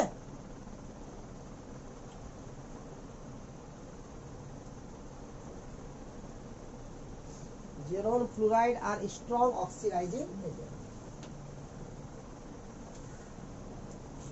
তো দেখ জেননের ফ্লুরাইড কে কে আছে বল? XeF2, XeF4, XeF6। তাই তো? XeF2, XeF4, XeF6। এর সঙ্গে যদি আমরা হাইড্রোজেনের রিঅ্যাকশন করি,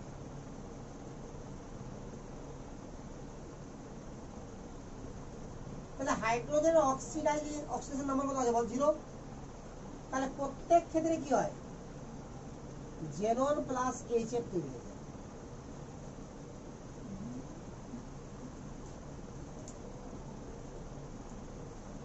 ব্যালেন্সের কাহিনী পরে, ব্যালেন্স তো খুব কঠিন হবে না, বুঝতেই পারছিস। এবার লক্ষ্য কর, জেননের এখানে চার্জ ছিল +2, এখানে +4, এখানে +6। সব জায়গাতে জেনন কি হয়েছে বল? তো জেননের নিজে কি হয়েছে? জেনন বিজারিত। আরে বিজারিত হয়েছে কি হয়নি? আর হাইড্রোজেন সব জায়গায় হয়ে গেছে +1। তাহলে হাইড্রোজেন কি হয়েছে? জারণ করেছে। তার মানে জেনন ফ্লুরাইড দ্বারা হাইড্রোজেন জারিত হয়েছে। তাহলে জেনন ফ্লুরাইডটা কি হলো এখানে? Oxidising agent. তার মানে এটা অ্যাক্ট অ্যাজ অক্সিডাইজিং এজেন্ট। উল্টা করে বলা যায় যে এখানে ফুল হাইড্রোজেনটা কি হিসাবে কাজ করছে বল? রেডিউস ঠিক আছে। তাহলে এটা হলো 1 নম্বর एग्जांपल, মানে এ নাম্বার দিলাম, মানে 1 নাম্বার যেহেতু ওটা পড়ছি তো 1 এর এ দিলাম। মানে এটি একমাত্র রিঅ্যাকশন না যেখানে জেনন কি হিসাবে কাজ করে, অক্সিডাইজিং এজেন্ট হিসাবে, আরো আছে। এটা মিটাবো। বি নম্বর দিলে দে মানে জেনন ফ্লুরাইড, বুঝতে পারলি কি রেখে দে, দে ক্যান oxidized following.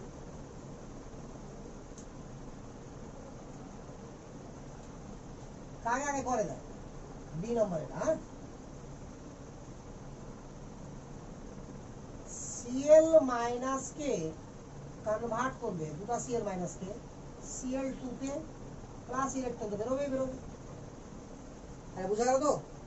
দুটা আয়োডিন মাইনাস কে কনভার্ট করবে I2 তে প্লাস দুটা ইলেকট্রন বেরোবে।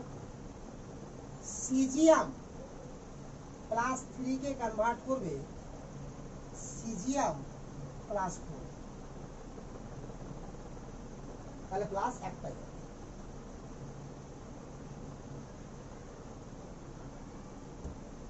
আর এবার ভাবিস না বের যে আমি ব্রোমিন লিখতে ছেড়ে দিয়েছি, ছুটে গেছে, ওটা করতে পারবে না, এডি করতে পারবে শুধু। ঠিক আছে তো? এবার আমি এক্সাম্পল দিই, তাহলে ক্লিয়ার হয়ে যাবে। একটা ধর এটা জেননের ফ্লুরাইড নেব, XCF2 নিলাম। তবে হ্যাঁ, প্রত্যেকটা ফ্লুরাইডই পারবে, এটা হচ্ছে ব্যাপার। XCF2 পারবে, XCF4 পারবে, XCF6 পারবে। এমন একটা যৌগের নাম আমি লিখছি, নাম যে কোনো যৌগ নিলাম একটা, HCl বল। এখানে ক্লোরিন -1 হিসাবে আছে কিনা বল। তো এরকম যে কোনো যৌগ যেখানে ক্লোরিন কি হিসাবে থাকবে, -1 হিসাবে থাকবে, কথা তো? তাদের সবাইকে কিসে পরিণত করবে? এবার বাকি যৌগের উপর ডিপেন্ড করবে, বিভিন্ন ক্ষেত্রে বিভিন্ন রকম হবে। তো বাকি কি ডিপেন্ড করবে দেখ, জেনন আমার মুক্ত হয়ে যাবে, তাহলে জেনন আর এইচ, এগুলো ক্যাটাগরি দেখে কি বুঝতে পারছিস যে জেনন দায়ে পড়ে রিঅ্যাকশন করেছে। তা বুঝতে পারলি রে, ফটাফট জেনন হয়ে যাচ্ছে আলাদা করে কম্পাউন্ডকে ছেড়ে দিয়ে। তারপরে জেনন কি সহজেই মুক্ত করা যায় জেনন। ঠিক একইভাবে যদি আমরা HI নিতাম হতো কিনা, যদি আমরা HCl না নিয়ে KCl নিতাম তো কে হতো, কি আছে বল। আরে বুঝলো তো? অর্থাৎ যে কোনো রিঅ্যাকশন মানে যে কোনো কম্পাউন্ড নিতে পারি যেখানে ক্লোরিন -1 হিসাবে থাকবে বা আয়োডিন -1 হিসাবে থাকবে। কথা বুঝা গেছে কি যায়নি? শিওর না রে বল। পারি তাহলে করতে লিখে তুই একটা XCF2 প্লাস I দিয়ে লিখলে একটা কি লিখবি, KI লিখবি কি লিখলে KI, তাহলে কি হবে বল, I2 হয়ে যাবে প্লাস জেনন হয়ে যাবে প্লাস KF, বুঝলো তো? আচ্ছা সিজিএম দিল একটা XCF2 CeSO4 C3 হবে না, SO2 3 যদি করতে 2 করতে তো হলো প্লাস 3 হলো রে। সিজিয়াম ফসফেট, এটা সালফিউরিক অ্যাসিডের সঙ্গে রিঅ্যাকশন করা হয়, অ্যাসিডিক মিডিয়াম ছাড়া হয় না রিঅ্যাকশন। তাহলে উৎপন্ন কি হয়ে যাবে, আমার জেনন মুক্ত হয়ে যাবে। তাহলে এখানে উৎপন্ন হবে CeSO4 whole twice plus xenon আলাদা হয়ে গেল আর HF ফেলে গেল। ফের দেখ প্লাস 3 থেকে প্লাস 4 হয়েছে হয়নি, আরে হয়েছে। তাহলে এই কটা রিঅ্যাকশন, এই এখানে কিন্তু অনেক রিঅ্যাকশন হবে, ওখানে তিনটেই ছিল মাত্রই, মানে ওটি রিঅ্যাকশন ওখানে। তবে ওরা আমি কি দিয়ে করেছিলাম, জেনন ফ্লুরাইড দিয়ে করেছিলাম। তো জেনন হেক্সা ফ্লুরাইড দিয়েও করতে পারতাম নাকি টেট্রা ফ্লুরাইড দিয়েও করতে পারতাম, বাট এখানে রিঅ্যাকশন অনেকগুলো হবে। কারণ Cl কে -1 হিসাবে পাওয়া যায় এরকম অনেক কম্পাউন্ড আছে, I কে -1 হিসাবে পাওয়া যায় এরকম অনেক কম্পাউন্ড আছে, বাট সিজিয়াম কে +3 হিসাবে পাওয়া যায় এরকম হাতে গুনে কয়েকটাই কম্পাউন্ড আছে। কারণ কোনো মূলকের সাবফর্মেশ করছে ওটা আসবে, বুঝলো তো? তাহলে এই রিঅ্যাকশনটা 3 নম্বর রিঅ্যাকশনটা হাতে গুনে 8-10টা হবে খুব বেশি হলে, বাট এই দুটো রিঅ্যাকশন কি 100 হয়ে যাবে। হিসাব যদি করা যাবে 100 বেশি হয়ে যাবে। তাহলে সব রেশিও নিতে পারবি। তাহলে মেন থিম কি বল, Cl মাইনাস কে Cl2 করবে, I মাইনাস কে I2 করবে, আর Ce প্লাস 3 কে প্লাস 4 করবে। তাহলে এগুলো কি হিসাবে কাজ করছে দেখ, আবারও অক্সিডাইজিং এজেন্ট হিসাবে। তাহলে act as oxidising agent, act as oxidising. তাহলে বল ফার্স্ট প্রপার্টি ক্লিয়ার না, ক্লিয়ার না রে? সেকেন্ড প্রপার্টি লেখ, ফ্লুরিনেটিং এজেন্ট। বলেছি সেকেন্ড প্রপার্টি ফ্লুরিনেটিং এজেন্ট।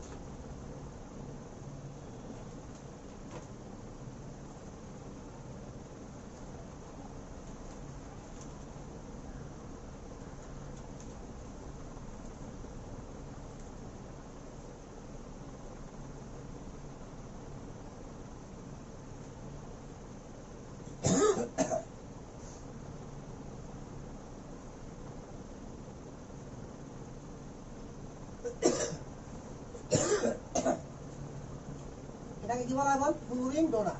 বলেছিলাম না?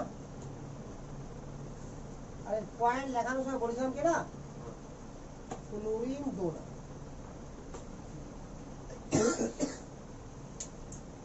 আমরা যেখানেই জেনন ফ্লুরাইড করবে, ফ্লুরিনকে ডোনেট করে দিবে, সেখানে ওটা কি হবে বল, কি হিসাবে কাজ করবে,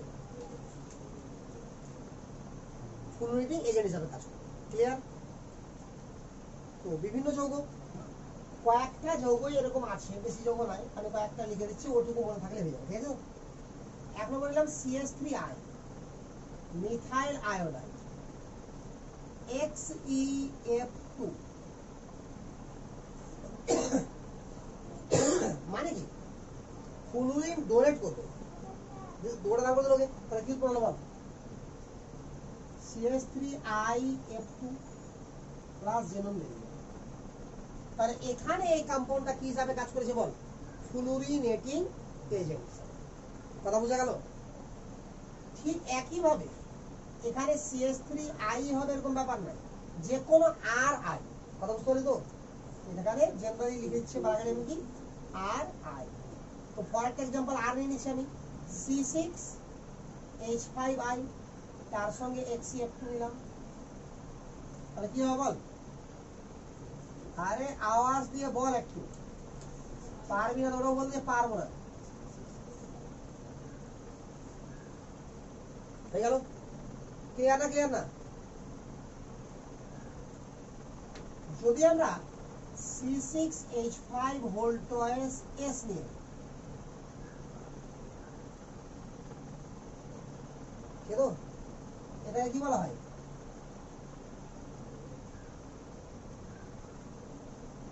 বল কি বলা হয়, এটাকে কি বলা হয় বলতে কি, ডাইফিনাইল ইথার বলা হয় রে, ঠিক না? তো এটা এটা হচ্ছে ইথার, আর এটা হচ্ছে থায়োল। কি বলা হয়, থায়োল। তো ডাইফিনাইল থায়োল, না জানলে নামটা লিখে, ডাইফিনাইল থায়োল।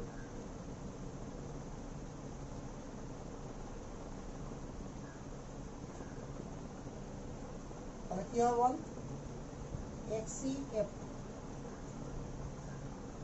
দুটো ফ্লুরিন অ্যাকসেপ্ট করে নিল আবারও, তাহলে কি হবে বল, C6H5 হোল টয়েস SF2 প্লাস জেনন। SF4 যদি নিয়ে নিই, তার সঙ্গে যদি XeF2 নিতাম, উৎপন্ন হয়ে যাবে SF6 প্লাস Xe। ক্লিয়ার না? ক্লিয়ার না? যদি আমরা সরাসরি প্লাটিনাম নিই, এখানে XeF2 or XeF4 জানি আমার দুই ক্ষেত্রে উৎপন্ন হবে প্লাটিনাম হেক্সাফ্লুরাইড, টেট্রাফ্লুরাইড প্লাস জেনন। এখানে মনে রাখ, বাকি এর আগের ক্ষেত্রে আমরা কি বললাম, যে জেনন ফ্লুরাইড তিনটার মধ্যে যে কোনো একটা ইউজ হতে পারে, বাট এখানে জেনন ডাইফ্লুরাইডটা ইউজ হবে, অন্য কোনো ফ্লুরাইড ইউজ হবে না। অর্থাৎ ফ্লুরিনেটিং এজেন্ট হিসাবে কাজ করতে পারে একমাত্র কি, জেনন ডাইফ্লুরাইড। থাকবে না হাতে? না থাকবে না। জেনন ডাইফ্লুরাইড, অন্য আর কেউ পারবে না। একমাত্র প্লাটিনামের সঙ্গে কে পারে, জেনন টেট্রাফ্লুরাইডও পারে। আরে ক্লিয়ার না এতটুকু ক্লিয়ার তো 3 নাম্বার পয়েন্ট কি ছিল কতক্ষণ হলো রে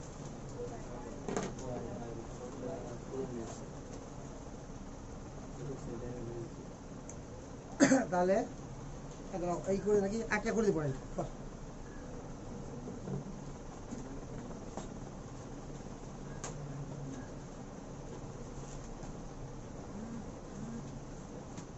কি লিখেছি বল ফ্লুরাইড আয়ন অ্যাকসেপ্টার আর ব্র্যাকেটে কি লিখেছি বল ডোনার কারণ এখানে ফ্লুরাইড আয়ন অ্যাকসেপ্টার হিসাবেও কাজ করে ডোনার হিসাবেও কাজ করে কিভাবে দেখ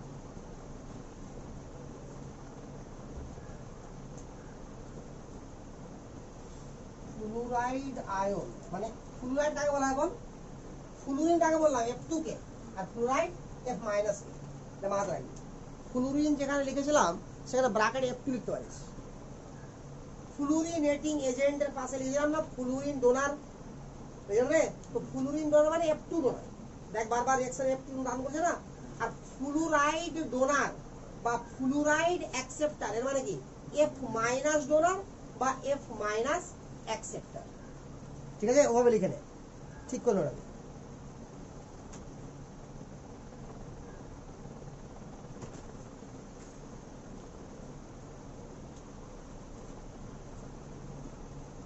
এবার পয়েন্ট কর দুটো একসঙ্গে শিখে নেবো হ্যাঁ কারণ ডোনারও হয় অ্যাকসেপ্টারও হয় তাহলে ফ্লুরাইড আয়ন ডোনার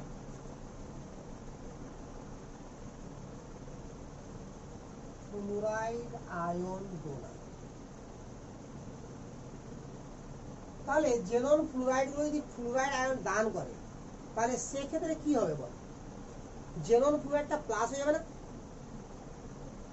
আরে বুঝতে পারলি না বল XaF2 ছিল ধর এখানে ধর যে BF3 আছে তাহলে একে দান করে দিল একটা ফ্লুরিন মানে ফ্লুরাইড আয়ন ফ্লুরাইড মানে F- বুঝতে পারলি তো তাহলে কি হলো বল XaF হলো না আর BF4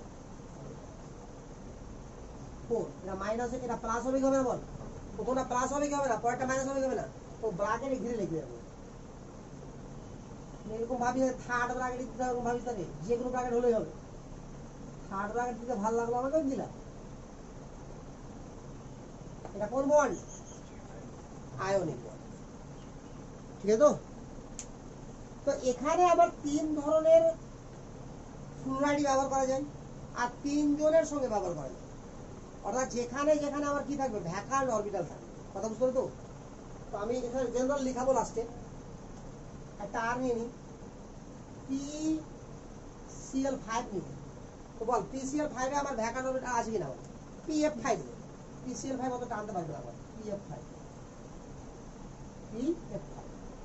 আরে ফ্লুরিন যত বেশি পজিটিভ হবে তত ইজিলি টানবে ইলেকট্রন নেবে না এখানে এটা লিখলাম তো XeF4 লিখলাম আবার কি বলবো কি হবে বল XeF3 হয়ে যাবে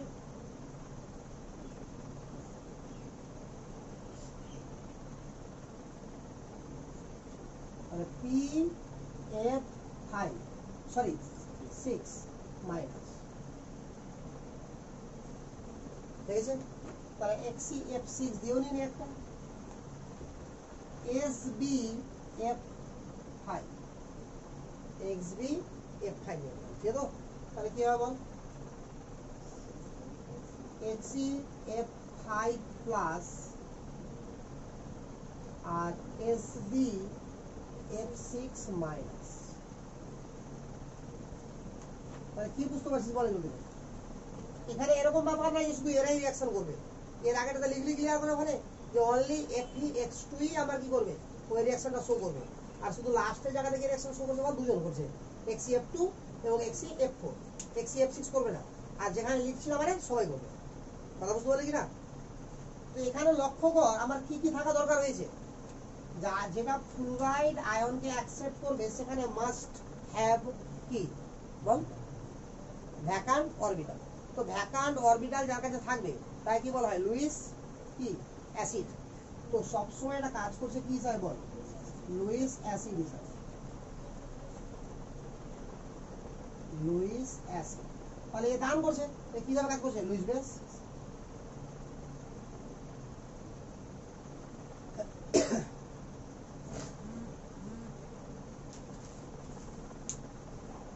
হয়েছে?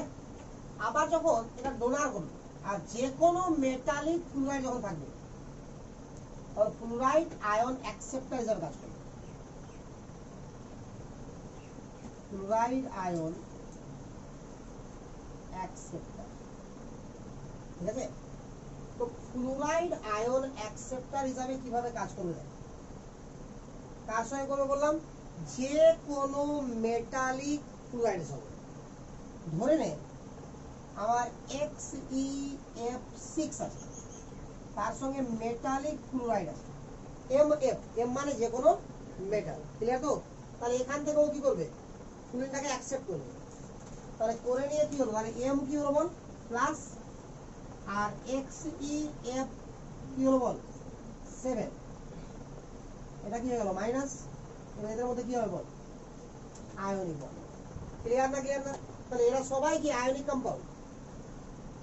এরা সবাই ছিল আয়নিক কম্পাউন্ড, আর এরাও আয়নিক কম্পাউন্ড। বল এতদিন কোনো সন্দেহ আছে কি? তবে যে কোনো মেটাল আবার এখানে হয় না, সোডিয়াম, পটাশিয়াম, রুবিডিয়াম আর সিজিয়ামই হবে, অন্য কেউ আর হবে না। তাহলে এখানে আমার M ইকুয়াল টু কি হবে বল? Sodium, potassium, rubidium and caesium. Lithium হবে না, ফ্রান্সিয়াম, তেজস্ক্রিয়। এটা তো বুঝতে পারছিস যে মেটালের যতটা এক আছে, মানে এটা কি, কারণ একটা ফুল লাগানো আছে না, যদি সেকেন্ড গ্রুপে থাকতো কি লিখতাম আমরা? MF2 লিখতাম। তাহলে MF2 লিখেছি কি? লিখে। তাহলে বল এতটুকুতে কোনো সন্দেহ আছে কি? সন্দেহ নাই। এবার আমার লাস্ট পয়েন্ট কি আছে? Hydrolysis of xenon fluoride. তো এটা হচ্ছে সব থেকে ভাইটাল টপিকস, হাইড্রোলিসিস। যদি আমি শুধুমাত্র জেনন ফ্লুরাইডে হাইড্রোলিসিস শিখি তাহলে আমার কি হবে? যে এটা ইজি হয়ে যাবে, খুব বেশি হবে না। কিন্তু আমাকে প্রত্যেকটা চ্যাপ্টারে, যতবার আমি ব্লক কেমিস্ট্রি পড়বো, এটা তো আমরা 18 পড়ছি, 17 পড়তে হবে, 16 পড়তে হবে, 15 পড়তে হবে, 14 পড়তে হবে। যদি 13 আর 12 ঠিকঠাক, মানে 13 আর 14 এখানে কি আছে? 15, 16, 17, 18 আর 13, 14 ছিল 11। কেমন পড়েছিস না পড়েছিস তোরাই জানিস, ঠিক আছে? তো তবে যখন পড়তে লাগবি তো একবারে 6টাই পড়ে নেওয়া উচিত, এটা ব্লক কেমিস্ট্রিটা। তবে 6টাতে আমার অনেকগুলো কম্পাউন্ড আসবে, আসবে কিনা? এখানে যেমন কম্পাউন্ড, এরা তো কি কম্পাউন্ড করতে চাইছে না, তারপরে তো কম্পাউন্ড। তো যারা কম্পাউন্ড করতে চাইবে তাদের অবস্থা কি হবে বুঝতে পারছিস কিনা? আর প্রত্যেক জায়গাতে কি হবে? আমার হাইড্রোলিসিস হবে। আরে হবে কি হবে না? তো হাইড্রোলিসিস জিনিসটাকে আমাকে জেনারেলি শেখা উচিত, যে কম্পাউন্ডই আসবে না কেন সামনে আমি যেন হাইড্রোলিসিস করতে পারি। অর্গানিকের হাইড্রোলিসিস আমরা শিখেছি, তো অর্গানিকের হাইড্রোলিসিসের সঙ্গে ইনঅর্গানিকের হাইড্রোলিসিসের কিছুটা মিল আছে, কিছুটা মানে ভালোই মিল আছে। রিঅ্যাকশনের মেকানিজম সবই একই ধরনের আছে। এবার বল এতটুকু ক্লিয়ার না? ক্লিয়ার না? ক্লিয়ার তো?